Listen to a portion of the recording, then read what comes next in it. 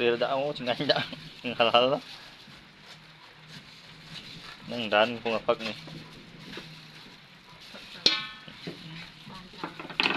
ngay tôi có em tịnh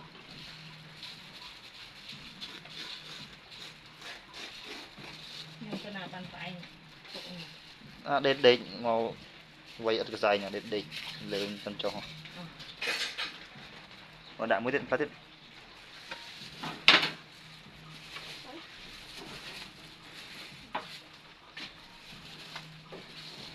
vật mũi thân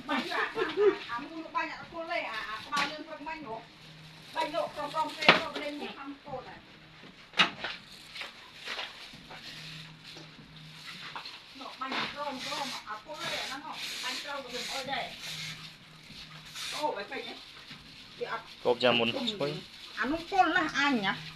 không con này được anh lê lơ ôn bánh mùng sờ